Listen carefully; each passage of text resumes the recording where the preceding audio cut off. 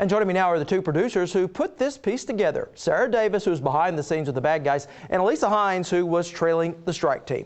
Well, ladies, sitting here in this seat, everything looks pretty real. It really is, right down to the guns. Even though they were airsoft guns, they still did a lot of damage. We had one student came back that had welts all the way up and down his arm. And it's important to know what we're seeing here is actually the culmination of not just days, but weeks, even months of preparation. It really is. The instructors put a lot of information out online, so much so they had to contact the FBI and say, hey, we're not a terrorist organization, this is just a drill. And if these students did their homework right, they discovered that this was a multi-state terrorist organization. And speaking of terrorist organizations, Sara, you were stationed with the bad guys.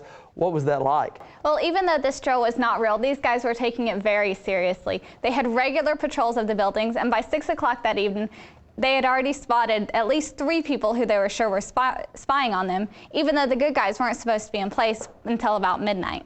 Now, this whole event seems like it took both of you well into the wee hours of the morning, didn't it? It did. It was 2 a.m. before the raid even took place.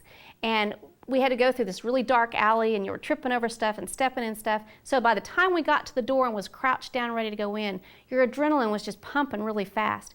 I didn't think it was going to affect me very much, but it really did. So much so that I had a hard time concentrating on what I was doing. Now, Sara, we just watched the build-up. So what are we going to see next? Next is the actual raid, the moment everything was building towards. And like you'll see, things don't always turn out like they're planned. Well, let's go ahead and take a look.